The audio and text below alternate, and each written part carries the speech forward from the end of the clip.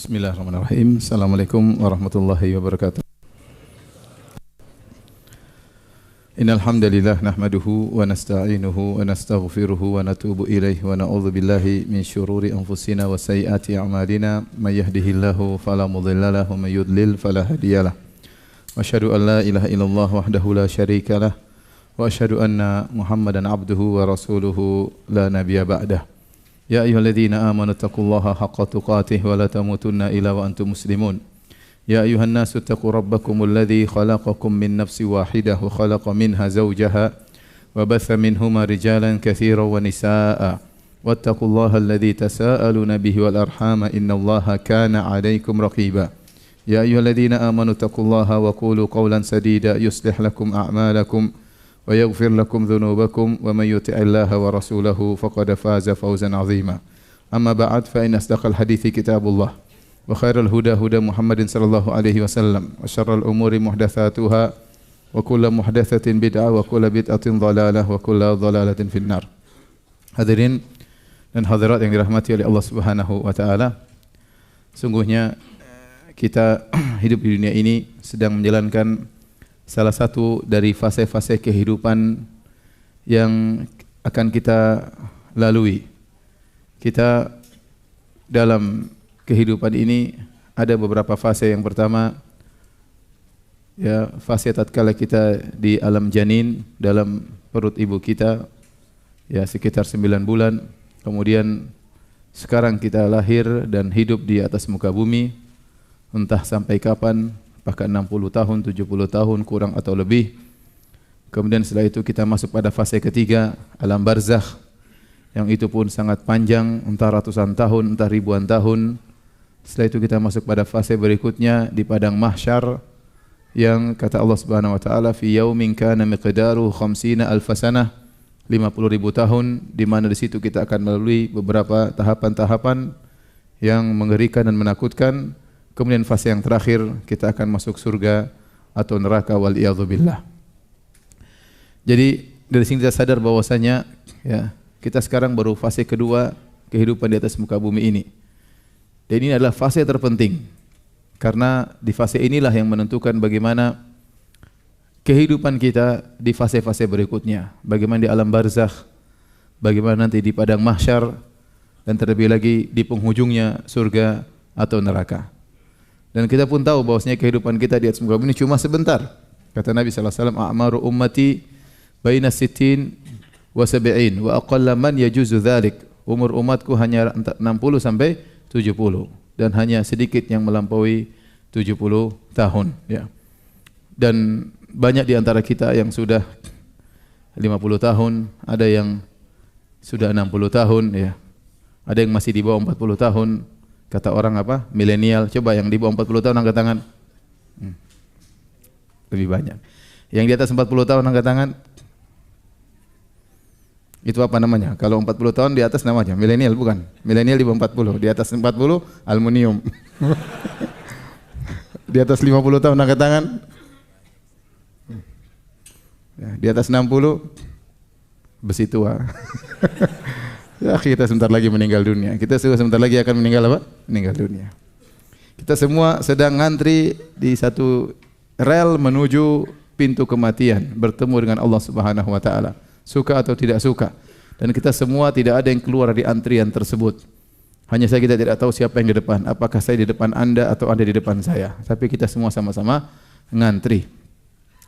Pada kajian tematik kita kali ini sebenarnya kajian, ya, kajian mukaddimah saja, ya, karena kita sudah lama libur, ya. Saya bingung juga mengisi kajian apa. Saya mau libur lagi tapi saya enggak enak sama antum, ya. Sebenarnya saya ingin libur hari ini. Akhirnya ya udahlah, tematik aja, entah apa yang di kepala saya nanti kita sampaikan, ya. Insyaallah pekan depan baru kita mulai kaji lagi tentang kitab tauhid, ya. Dan pada kesempatan kali ini saya ingin bercerita tentang surga, ya, biar kita semangat beramal soleh, ya. Nabi sallallahu alaihi wasallam mengingatkan kita bahwasanya kehidupan dunia hanyalah sementara. Kata Nabi sallallahu alaihi wasallam, "Mali walid dunya, innama mathali wa mathalud dunya karaqibin istadhalla tahta syajaratin thumma raha fatarakaha." Kata Nabi sallallahu alaihi wasallam, apa urusanku dengan dunia? Sungguhnya perumpamanku dengan dunia seperti seorang yang sedang dalam perjalanan mampir sebentar di bawah naungan sebuah pohon, kemudian dia pergi melanjutkan perjalanan meninggalkan pohon tersebut. Ini isyarat kepada fase-fase yang kita akan lalui tadi. Kita ini mampir sebentar aja. Nabi isyaratkan sampai seperti hanya mampir sebentar. Ya. Memang benar sebentar dibandingkan dengan alam barzah yang entah ratusan tahun, entah ribuan tahun, dibandingkan dengan padang mahsyar 50.000 tahun, dibandingkan surga neraka yang kekal abadi, maka 60-70 tahun tidak ada artinya, ya. Makanya benar kata Allah Subhanahu wa taala, "I'lamu annamal hayatud dunya la'ibu wa lahu." Ketahuilah bahwasanya kehidupan dunia itu hanyalah permainan dan senda gurau. Hanya permainan sebentar kemudian selesai, hanya senda gurau kemudian kita masuk dalam suasana serius di alam barzah, di padang mahsyar sampai di penghujung surga atau neraka. Waliyadzubillah. Hadirin hadirat yang Allah Subhanahu wa taala. Maka kita harus ingat bahwasanya kehidupan ini hanya sementara. Wa innal akhirata lahiyal hayawan. Lau kanu ya'lamun. Dan sungguhnya kehidupan akhirat itulah kehidupan yang sungguhnya kalau mereka mau mengetahui. Kehidupan yang sungguhnya kehidupan akhirat ini hanyalah fase yang sebentar sekali. Maka seorang di atas muka bumi ini benar-benar mempersiapkan dirinya untuk bisa bahagia kekal di akhirat kala. Dan jangan sampai ya kemudian kita menyesal di kemudian hari. Ya. Allah gambarkan dalam Al-Qur'an bahwasanya orang akan menyesal, ya. Yaqulu ya laitani qaddamtu li hayati. Ya. Di hari kiamat kelak maka jiwa akan berkata ya laitani qaddamtu li hayati. Kenapa dahulu aku di dunia tidak beramal soleh untuk kehidupanku yang sesungguhnya di akhirat? Kenapa dahulu aku bermalas-malasan padahal itu semuanya kembali kepada kehidupanku yang sesungguhnya di akhirat, ya. Dia baru sadar tatkala dia di akhirat kelak. Yaqulu ya laitani qaddamtu. Seandainya dulu saya melakukan amal soleh li hayati, untuk kehidupanku yang sesungguhnya, yaitu yang sekarang di akhirat kelak. Allah berfirman, ya ayyuhalladzina amanu ittaqullaha wal tanzur nafsum ma qaddamat lighad. Wahai orang yang beriman, bertakwalah dan setiap jiwa hendaknya ya melihat ya apa yang telah dia lakukan untuk masa depannya. Untuk masa depannya. Maka dia harus lihat apa yang dilakukan sekarang untuk kehidupannya yang sesungguhnya, kehidupan sejatinya. Oleh karena Ibnu Katsir rahimahullahu taala tatkala menafsirkan dari ayat dalam surat Al-Fajr tadi, yaqulu ya laitani qaddamtu li hayati, dia menjelaskan bahwasanya yang menyesal dalam penyesalan ini bukan cuma hanya orang-orang kafir, bukan cuma orang-orang pelaku maksiat, bahkan orang-orang soleh juga menyesal. Apa yang mereka sesalkan? Mereka sesalkan kenapa dahulu mereka kurang amal soleh mereka. Mereka mungkin sudah berbakti kepada orang tua, tetapi mereka mengatakan seandainya saya kembali lagi, saya akan lebih berbakti lagi kepada kedua orang tua saya. Mereka mungkin solat malam, tapi mereka berkata seandainya saya kembali lagi hidup, saya akan bersolat malam lebih daripada yang pernah saya lakukan. Mereka mungkin bersedekah, tapi sebagian mereka bersedekah masih perhitungan, maka dia berangan-angan seandainya saya bisa kembali, saya akan berroyal dalam bersedekah. Dan demikianlah ya penyesalan yang tiada guna. Hadirin dan hadirat Allah Subhanahu wa taala. Maka untuk memotivasi kita dalam beramal soleh, ya, kita ingin bercerita tentang surga dan kenikmatan-kenikmatannya, ya. Apalagi yang di dunia tidak bisa poligami, ya, kita sabar, ya. Tidak ada hal yang bisa menghibur kita kecuali ingat bidadari, ya. Ya sudahlah, tidak dapat tidak bidadari di dunia, dari dunia cuma dapat satu, di akhirat bisa dapat apa? Banyak, ya. Daripada melamun terus. Taib. Surga isinya semua kenikmatan, tidak ada kesedihan. Semuanya kenikmatan. Kata Allah Subhanahu wa taala, "Fa idza ra'aita thamma ra'aita na'iman." Kalau kau melihat di surga, yang kau lihat kenikmatan. Tidak ada satupun tatapan yang kita lihat kecuali semuanya kenikmatan. Lihat ke depan, ke kanan, ke kiri, ke belakang, ke atas, semuanya kenikmatan, semuanya kebahagiaan. Ini tidak sama seperti di dunia. Di dunia kita lihat ke depan, kadang kita bahagia, lihat ke kiri, terkadang kita sedih, ya. Lihat rumah orang lebih besar, terkadang kita sedih, ya. Sebagian wanita lihat teman perempuannya lebih cantik, dia sedih. Kenapa lebih cantik daripada saya?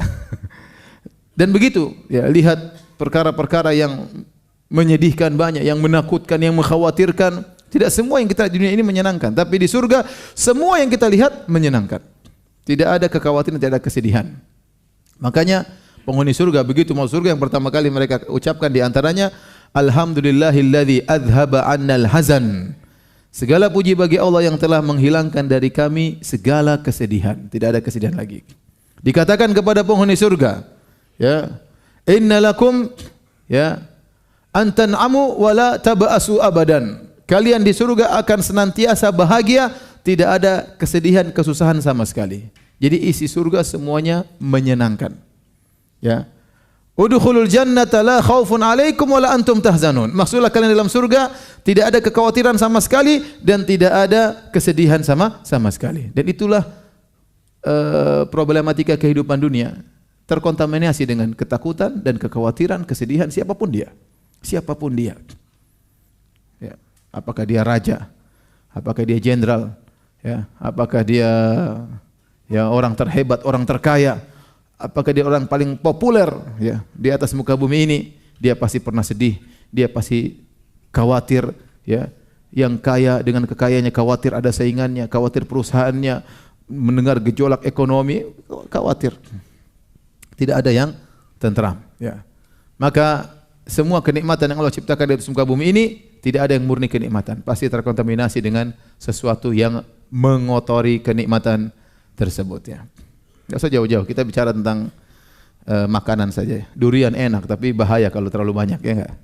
Iya. Udang enak tapi kolesterol tinggi. Iya, itu makanan, kita bicara makanan ya. Ya. Istri cantik, enak tapi maintenance-nya mahal. Harus ke salon bayar berapa macam-macam. Tidak ada yang murni nikmat tuh, enggak ada. Yang ada cuma di mana, di surga. Yang kurang cantik aja bermasalah apalagi. Intinya ya semuanya seperti itu dalam kehidupan dunia ini. Mau nikmat murni cuma di mana? Di surga. Cuma di surga. Taib. Jadi di surga semuanya kenikmatan. Fa idza ra'aita thamma ra'aita na'iman. Kau akan melihat semuanya kenikmatan. Kata Allah Subhanahu wa taala, wa mulkan kabira. Kalau kau lihat di surga kau akan melihat kerajaan yang besar.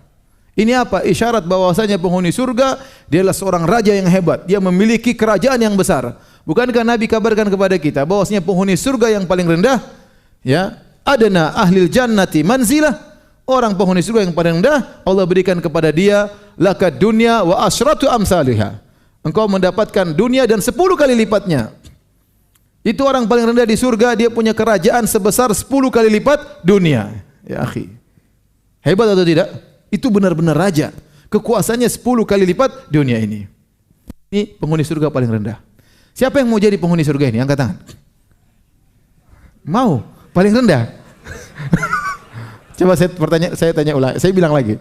Dia ini milik kerajaan 10 kali lipat dunia. Tapi dia penghuni surga paling rendah. Siapa yang mau jadi penghuni surga ini yang paling rendah? Ada 1 orang, 2 orang.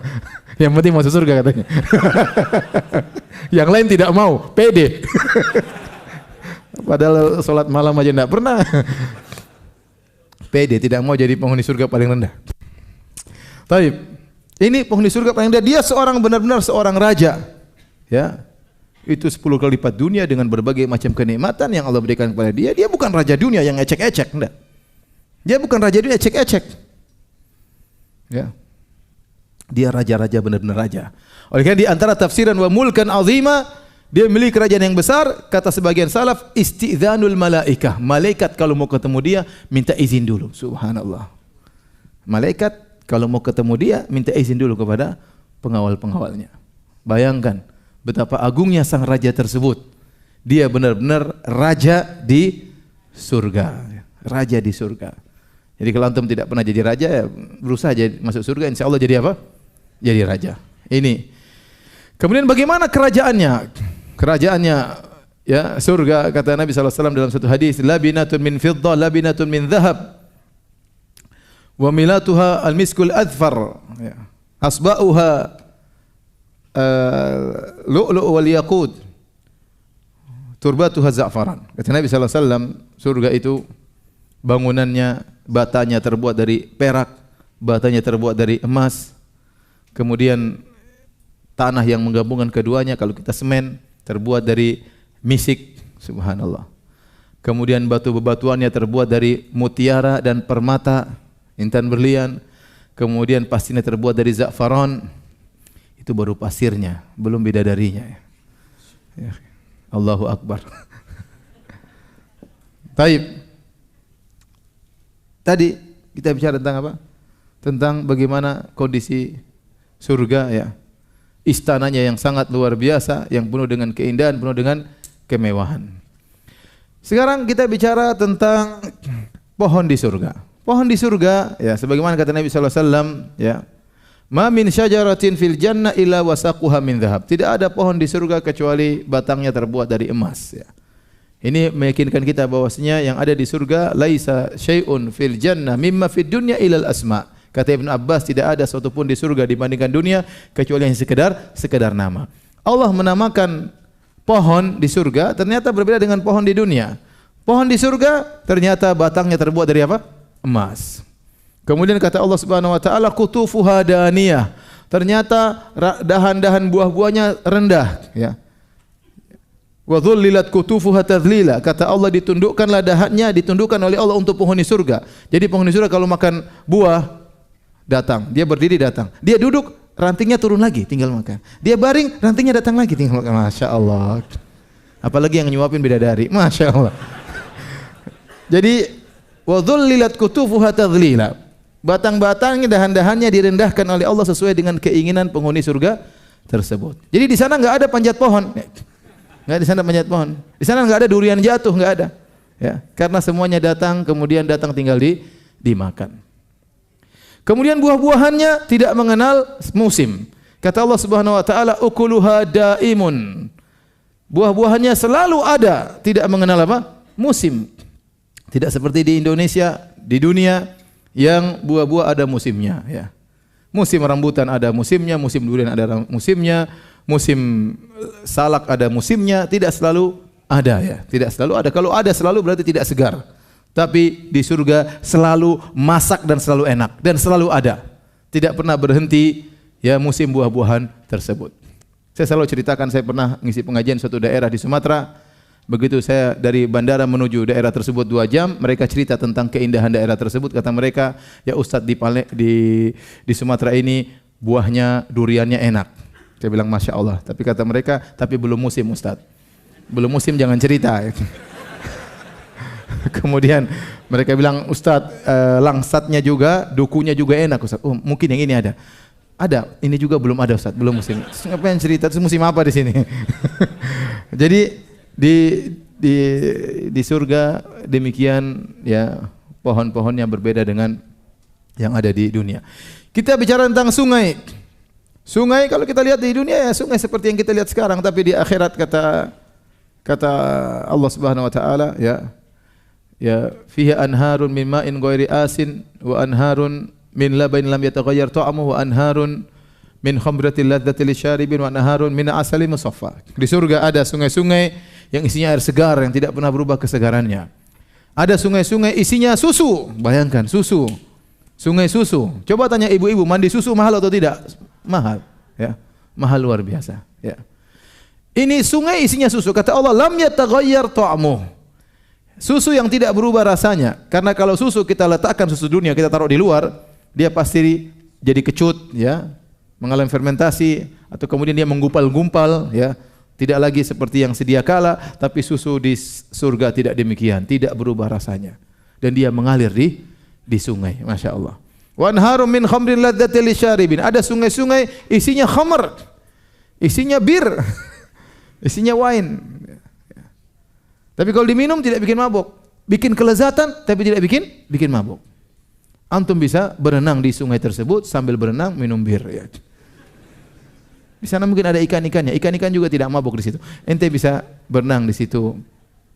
Wa anharum min asalin musaffa. Dan sungai-sungai isinya madu murni. Luar biasa. Ini sungai-sungai di surga. Yang kata sebagian sahabat Anas bin Malik dalam sanad yang mauquf, kata beliau anharun tajri min ghairi ukhdud. Bosnya sungai-sungai tersebut mengalir tanpa ada lubangnya, mengalir di atas. Jadi jangan samakan sungai seperti di surga dengan sama seperti di dunia. Kemudian datang orang-orang liberal, apa ini Al-Quran? Ini cuma cocok untuk 1400 tahun yang lalu. Makanya bicaranya kebun, sungai. Dia pikir kebun seperti kebun di rumahnya. Dia pikir sungai seperti sungai di rumahnya, ya. Dia tidak tahu di balik kebun tersebut banyak bidadari. Dia tidak tahu kebunnya isinya seperti itu, dia tidak tahu sungainya seperti itu.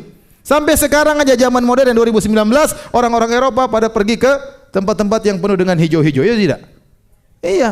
Sampai sekarang orang-orang kaya saja pergi ke puncak. Ya. Mereka masih cari kebun-kebun dan hijau-hijau. Ya. Saya pernah naik pesawat sama seorang dari Swedia kalau tidak dari Swiss. Waktu saya ke Papua, dia pengen pergi ke Raja Ampat, subhanallah. Satu bangku sama saya. Saya bilang, ente enggak usah tanya saya ngomong dia bagaimana, pokoknya dia paham. Intinya saya tanya, sudah berapa lama? Saya sudah lama di sini, sudah sehari saya berterbangan dan terus capek dia. Terus kemana? Ke Raja Ampat. Kata dia ini tempat terkenal sekali, subhanallah.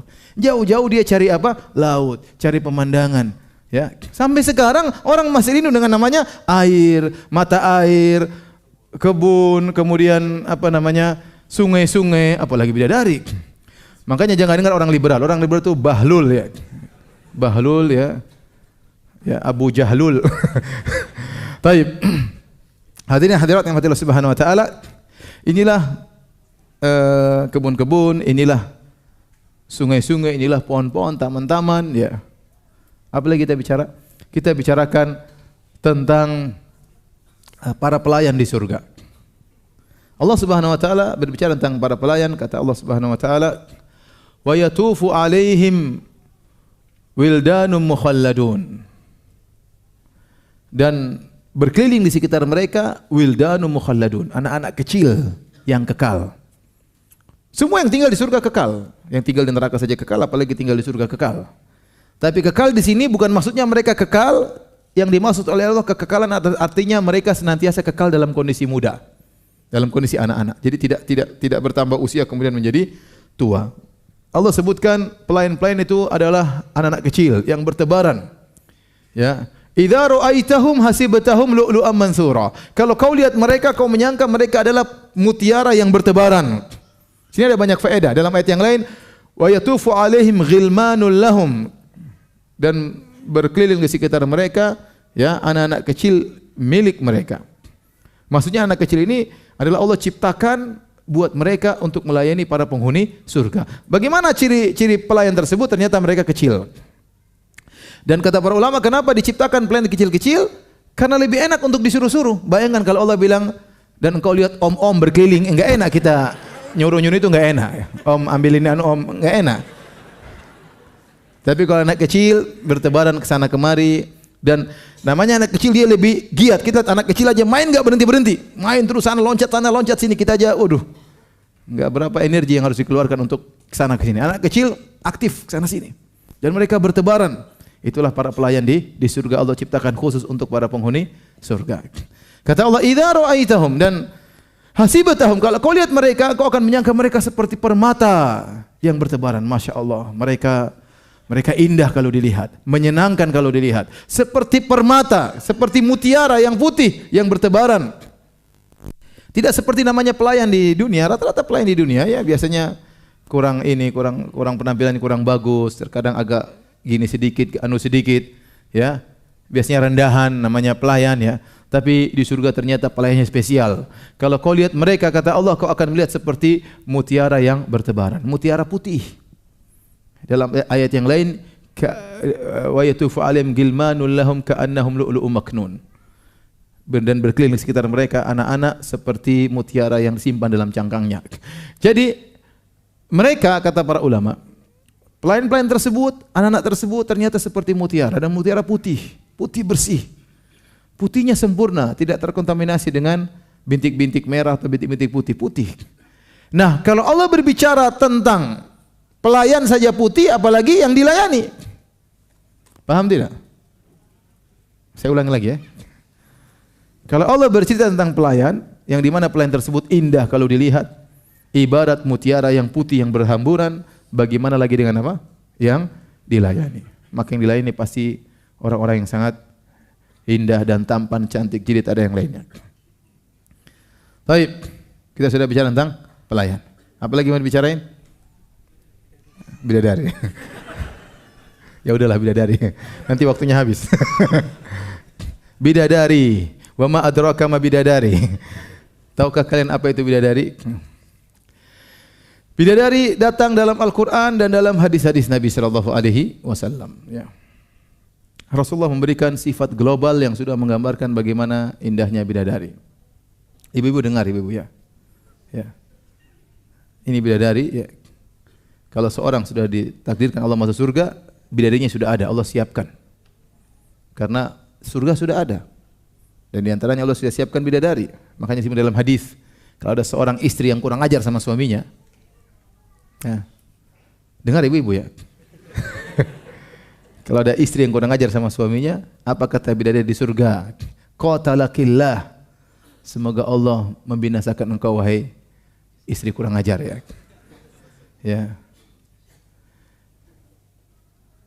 Kata para bidadari tersebut, mereka protes, ya. Mereka mengatakan, sungguhnya suami kami itu hanyalah tamu di sisimu, ya. Yushiku an yufariqana an yufariqaki ilaina, ya. Hampir-hampir dia meninggalkan engkau menuju kami. Jadi seorang di dunia, istri di dunia harus menjadi istri yang solehah, agar dia tatkala masuk surga dia menjadi ratu bidadari. Dia menjadi ratu bidadari. Dia lebih hebat dari bidadari, lebih cantik dari bidadari, lebih indah daripada bidadari. Tapi kalau ternyata dia kurang ajar sama suaminya, sering angkat suara sama suaminya, bentak-bentak suaminya, nuntut selalu ingin ini, ingin anu, maka kita khawatir dia jadi bidadari dari gua hantu. Taib, hadirin rahmatullah subhanahu wa ta'ala. Bidadari, kata Nabi SAW, "Lau tala'at imra'atun min ahli al-jannah ila dunya la adha'at ma bainahuma wala mala'at ma bainahuma riha wala nasifuha ala ra'siha khairu minad dunya ma fiha." Kata Nabi SAW, kalau ada seorang wanita surga nongol di dunia, nongol, muncul, cereng gitu, maka dia akan menyinari apa yang ada langit dan di bumi. Seandainya Jakarta semuanya lampu mati, kemudian dari nongol, terang benderang, Masya Allah. Terang benderang dari langit sampai apa? Bumi.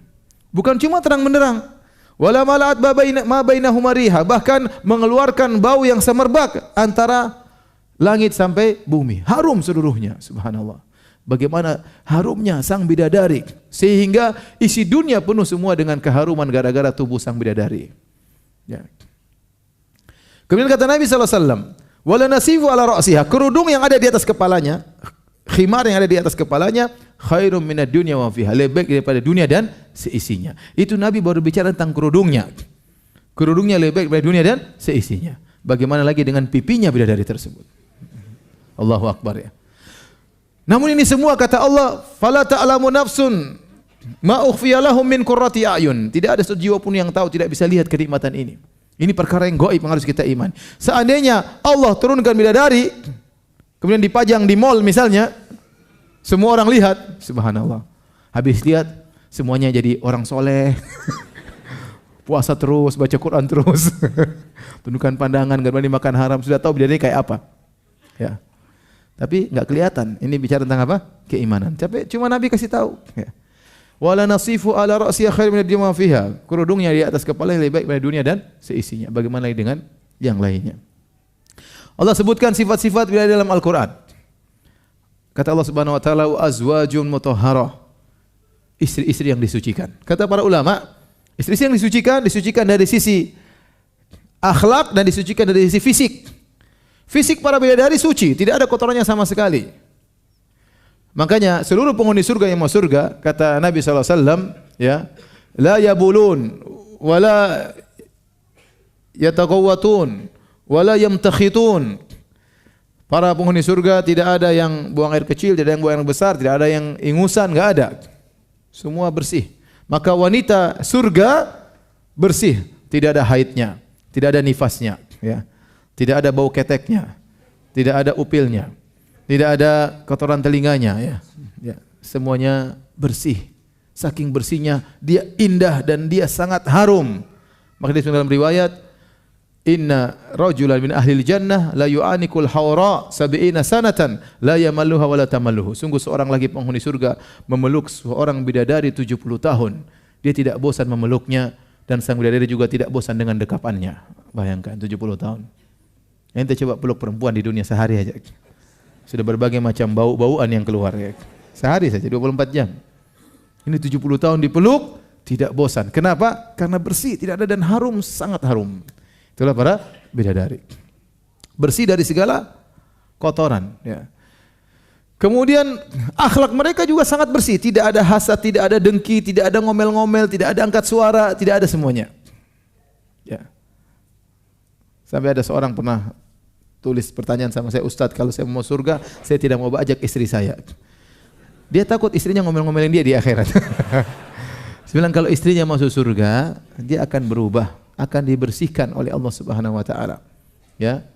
Ya, jadi urat ngomel-ngomel diputusin misalnya kata kalau istilah kita ya. Semuanya hilang. Yang ada cuma keindahan, kesenangan, tertawa, gembira, tidak ada marah-marah, tidak ada ngomel-ngomel, tidak angkat suara, tidak ada. Akhlak mereka sangat mulia. Makanya Allah mengatakan qasiratut tarf lam yatamithunna insun qablahum wala jan. Sungguhnya para bidadari tersebut mereka menundukkan pandangan mereka dan mereka tidak pernah disentuh oleh manusia dan bahkan jin tidak pernah menyentuh mereka. Mereka yang bidadari diciptakan oleh Allah tidak pernah mengenal lelaki lain. Yang mereka kenal cuma antum kalau antum masuk surga.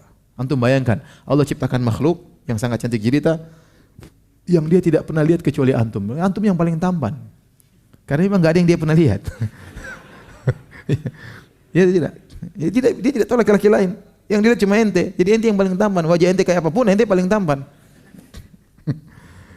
Ya, jadi qasiratut tarf, tundukkan pandangan, enggak pernah lihat yang lain. Tidak pernah bandingkan suaminya dengan lelaki lain, enggak pernah. Enggak pernah. Ya. Akhlaknya mulia, selalu melayani suaminya. Kenapa? Dia tidak pernah disentuh oleh manusia manapun dan tidak pernah disentuh oleh jin manapun. Kemudian mereka hanya nunggu di kemah-kemah menanti kedatangan suami mereka. Kata Allah Subhanahu wa taala, hurum maqsuratun fil khiyam, menantikan di kemah-kemah, menantikan kedatangan apa? Suami mereka. Siap melayani suami mereka 24 jam. Kapan saja suaminya pingin, maka selalu mereka melayani suami mereka. Di dunia tidak demikian. Tidak setiap wanita siap melayani apa? Suaminya. Terkadang suaminya lagi berhasrat, istrinya lagi main ke rumah orang tuanya. Terkadang suaminya lagi berhasrat, istrinya lagi ngerumpi sama tetangga. Terkadang suami lagi berhasrat, ternyata istrinya lagi ke mall. Terkadang suami lagi berhasrat, istrinya lagi pengajian. Terkadang suami lagi berhasrat, istrinya lagi datang bulan. Terkadang suami lagi berhasrat, istrinya ternyata lagi nifas. Terkadang lagi berhasrat, ternyata istrinya tidak kemana-mana, di rumah saja, tapi tidak berhasrat. Kalau wanita surga setiap saat selalu siap melayani suaminya. Taib. Kita lanjutkan tentang bidadari surga. Ya. Bagaimana fisiknya? Fisiknya Allah Subhanahu wa taala sebutkan dalam Al-Qur'an, kata Allah Subhanahu wa taala di antaranya ka'annahunnal yaqutu wal marjan, bahwasanya para bidadari tersebut seperti al-yaqut wal marjan. Al-yaqut maksudnya seperti intan berlian, bening. Al-marjan maksudnya mutiara putih. Maka bidadari disifati dengan putih dan bening. Sisi putihnya yaitu kulitnya sangat putih. Kata Allah wa hurun ain ka'amsali lu'lu'il maknun. Bahwasanya bidadari tersebut seperti mutiara yang tersimpan. Putihnya sempurna, saya seperti katakan tadi tidak ada terkontaminasi dengan merah-merah, hitam-hitam, tidak ada tai-lalat, enggak ya. Tidak ada bintik-bintiknya, putih bersih. Itulah kulit bidadari. Saking putihnya begitu kuat sampai terlihat di balik gaun yang dia pakai. Kata Nabi sallallahu alaihi wasallam, "Yura bayadu saqaiha min wara'i sab'ina hullah." Ya, kata Nabi sallallahu alaihi wasallam, terlihat putih betis bidadari tersebut di balik 70 gaun yang dipakai oleh bidadari tersebut. Jadi kalau bidadari tersebut antum ketemu di surga, dia pakai gaun 70 lapis, sudah tutup badannya, masih kelihatan putih betisnya di balik 70 gaun tersebut. Luar biasa. Kalau kita di dunia perempuan putih tutup satu gaun sudah selesai, enggak kelihatan putihnya. Ini 70 gaun nutupi betisnya masih kelihatan apa? Putihnya, berarti putihnya menembus, Masya Allah. Gimana antum tidak sabar merobek itu 70 gaun ya. Kemudian beningnya kata Nabi sallallahu alaihi wasallam dalam hadis ya. Kabiduha mir'atuhu, sungguhnya hati dari bidadari adalah cermin bagi sang suami. Jadi kalau sang suami berdiri di depan bidadari, Masya Allah, ditanya, aku di mana sayangku? Kau di hatiku. Benar-benar ada. Benar-benar ada cerminnya, wajahnya di hati sang bidadari. Karena bidadari tersebut badannya bening, sampai-sampai wajah sang lelaki terpatrikan di hati sang bidadari. Sampai kata Nabi SAW, Yura mukhu saqaiha min wara'il lahmi minal husni. Terlihat sumsum betisnya di balik dagingnya karena saking indahnya. Kalau Nabi stop di situ, terlihat sumsum betis bidadari di balik dagingnya, kita sudah ngeri. Sumsumnya kelihatan. Ini bidadari atau gendruwo ya maksudnya. Tetapi Nabi sebutkan minal husni karena saking cantiknya. Kita nggak bisa bayangkan, kita nggak bisa bayangkan. Pokoknya bidadari sangat indah. Ya. Taib. Kita hanya bisa berdoa semoga Allah Subhanahu wa taala menjadikan istri-istri kita sebagai ratu bidadari dan semoga Allah kumpulkan kita dengan istri kita atau istri-istri kita di surganya kelak ya rabbal alamin. Bapak-bapak sabar ya, jaga pandangan, jangan suka melotot sana sini ya. Ya, kalau mau dapat bidadari konsentrasi sama istri yang ada ya. Allahumma kfina bihalalika an haramik wa aghrina bifadlika amman siwak. Ya Allah, cukupkan kami dengan yang halal yang Kau berikan kepada kami. Ya Allah, kasih kita istri satu halal, nikmati. Dikasih dua, alhamdulillah. Kasih tiga, ya Allah alam ya. Kemudian jangan sampai kita kemudian melirik kanan kiri seperti kata orang rumput tetangga lebih apa? Lebih hijau ya. Setan menghiasi kemaksiatan. La uzayyina lahum fil ard, kata setan, dia bersumpah aku akan menghiasi ya kemaksiatan bagi mereka di muka bumi. Ya, kita hidup penuh dengan perjuangan ya. Kalau kita sabar dalam kehidupan ini, maka Allah akan berikan kita yang lebih baik di surga kelak ya. Demikian saja apa yang saya sampaikan pada kesempatan kali ini. Kalau ada yang bertanya, saya persilahkan. Wallahu ta'ala alam bisawab.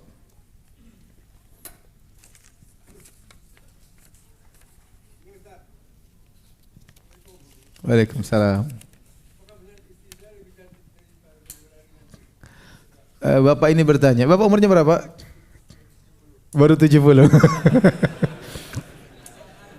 Masya Allah, Allah ibarik fi umrihi. Semoga Allah memberkahi umur beliau ya. Ini bapak yang berusia 70 ini bertanya, apakah istri kita di surga nanti lebih cantik dari bidadari? Ada khilaf di kalangan para ulama. Al-Imam Al-Qurtubi dalam tafsirnya menyebutkan khilaf, dua pendapat di kalangan para ulama. Sebenarnya mengatakan bidadari tetap lebih afdal ya, karena dia makhluk spesial yang Allah ciptakan dalam kondisi spesial. Allah sebut dalam Al-Quran, dalam hadis-hadis banyak disebut oleh Nabi SAW. Sebenarnya ulama mengatakan tidak, wanita dunia lebih afdal kalau mereka masuk surga karena kesolehan mereka, karena ketaatan mereka, karena perjuangan yang mereka hadapi selama di dunia, mengurus anak-anak, mengurus suami dan macam-macam perjuangan ibadah kepada Allah Subhanahu wa taala, maka mereka lebih afdal daripada bidadari di surga kelak. Ya. Yang mengatakan bahwasanya bidadari lebih afdal ya, karena di antaranya doa tatkala kita salat mayat, kita mengatakan wa abdillahu ahlan khairan min ahlihi. Ya Allah, gantikanlah sang mayat ini dengan keluarga, istri yang lebih baik daripada istrinya di dunia. Mereka mengatakan ini dalil bahwasanya bidadari lebih afdal daripada istri di dunia. Tetapi hadis ini tidak sharih, tidak tegas. Bisa jadi maksudnya ya Allah, gantikanlah dia dengan istri yang lebih baik, maksudnya istri di dunia dimodif oleh Allah menjadi lebih baik. Paham? Karena dalam hadis-hadis menunjukkan penghuni surga akan dirubah oleh Allah Subhanahu wa taala. Kata Nabi contohnya dalam hadisnya, awalu zumratin tadkhulul jannah ka al-qamar lailatal badri. Kata Nabi sallallahu alaihi wasallam, kelompok pertama masuk surga seperti rembulan di bulan purnama. Artinya cantik dan tampan. Orang Arab dahulu kalau menggambarkan ketampanan, kecantikan dengan apa? Seperti apa? Rembulan. Walladzina yalunahum, dan rombongan yang kedua, ka asyaddi kaukabin dzurri idha'atan fis sama'. Yang kedua seperti bintang yang paling terang benderang di langit. Ya, makanya dirubah ya, mereka tingginya seperti Nabi Adam. Seluruh penghuni surga tingginya seperti Nabi Adam. Dan kita tahu Nabi Adam alaihissalam tingginya 60 hasta. 60 hasta sekitar 30 meter ya. Jadi antum yang pendek-pendek jangan terlalu bersedih ya. Kalau antum mau surga nanti jadi apa? Seperti apa? Seperti tingginya Nabi Adam alaihissalam. Tuluhu situna dhira'an, tingginya 60 hasta. Kemudian tadi kita sudah sebutkan, orang-orang akan dijadikan putih, ya, indah. Sementara pembantu-pembantu saja putih, apalagi yang dilayani. Kemudian mereka akan dijadikan cantik dan tampan. Maka manusia akan dibangkitkan dengan bentuk yang baru, dimodif oleh Allah Subhanahu wa taala, namun ciri-ciri mereka masih ada. Kita bisa, orang masih saling mengenal si fulan masih ada ciri khasnya. Seperti anak kecil Dia punya rona wajah tertentu. Kemudian tatkala dia besar, keluar jenggotnya lebih, rahangnya lebih besar. Kemudian, tapi kita masih kenal, oh dia si fulan dulu. Masih ada ciri khasnya, tetapi sudah berubah. Maka para penghuni surga kalau masuk surga, yang lelaki menjadi sangat tampan, wanita juga menjadi sangat cantik, dan tetapi masih terlihat ciri khas mereka. Dan menurut pendapat sebagian ulama, mereka lebih afdal daripada para wanita bidadari. Wallahu ta'ala alam bisawab. Azan dulu.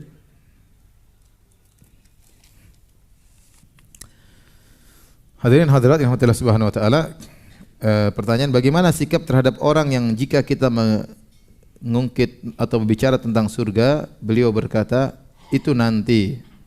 Saat ini pikirkan dunia dulu. Ya. Karena kita hidup di dunia. Apakah saya salah jika membahas tentang kenikmatan surga pada orang tersebut? Ya. Orang dalam kasus ini beliau adalah orang tua saya.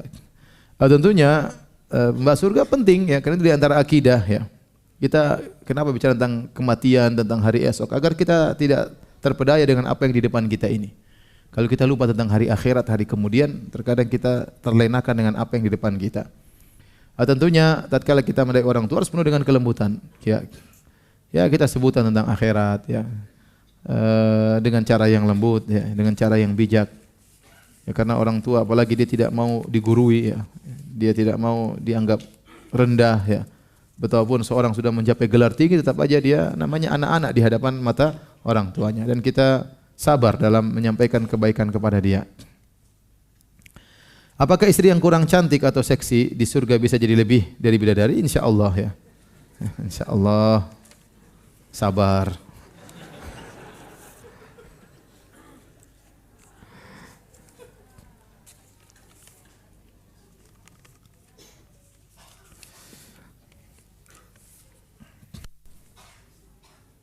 Saat ini sedang tren cerita di kisah horor tentang KKN suatu dosa. Apa KKN suatu dosa?